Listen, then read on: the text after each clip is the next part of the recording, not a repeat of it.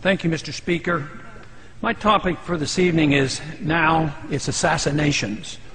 What have we allowed ourselves to become? Are we no longer a nation of laws? Have we become instead a nation of men who make secret arrests?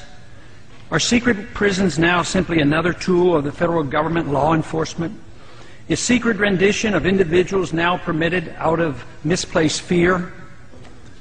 Have we decided that the writ of habeas corpus is not worth defending? Is torture now an acceptable tool for making us safe? Unfortunately, the single answer to all of these questions from the leaders of our country and to many of our citizens appears to be yes.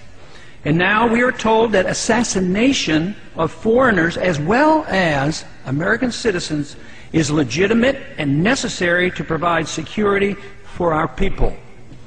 It is my firm opinion that nothing could be further from the truth.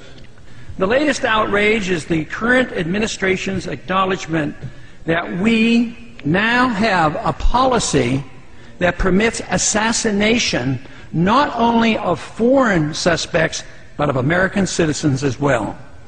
Of course, the CIA has used secret assassinations in a limited fashion for decades, despite international, domestic, and moral law. When done secretly, as in the past, our government at least recognized that assassination was illegal and wrong. Frighteningly and astonishingly, however, the policy is now explicit. National Intelligence Director Dennis Blair, in open testimony before the House Intelligence Committee on February 3rd of this year, acknowledged that American citizens can indeed be assassinated at our government's discretion. The U.S. government attempted to assassinate Anwar al-Awlaki in Yemen without even charging him with a crime. We're told this evidence is secret, that he does not deserve any constitutional rights, and that some unknown individual in the administration has the authority to declare him a threat, and therefore a legitimate target for assassination. Yes, I know he's probably a very bad person. Yes, I know that only a few Americans are on the assassination hit list. Yes, I know that artificially generated fear makes a large number of Americans inclined to applaud this effort, which supposedly will make us safe. But if this could become standard operating procedure and a permanent precedent is established, let me assure you that this abuse of the law will spread. It's time for Congress and the American people to wake up to the realities of the dangers we face. We must remember as members of Congress that we have taken an oath to protect and defend the Constitution from all enemies, foreign and domestic.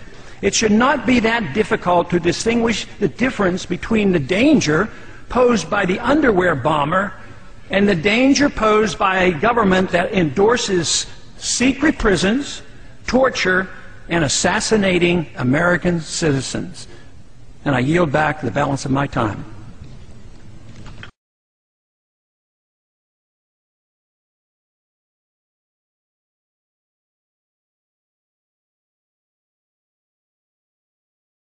Overnight our time, Anwar al-Awlaki was killed confirmed by the Iranian government. What do you think about that? Is that a victory for President Obama? Let's hope not.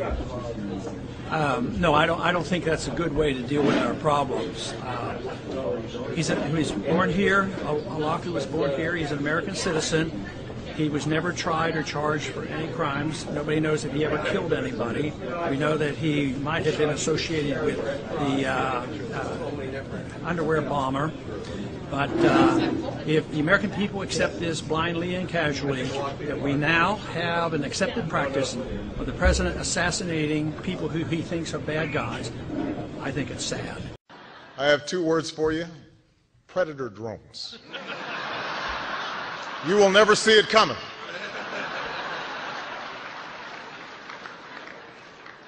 You think I'm joking?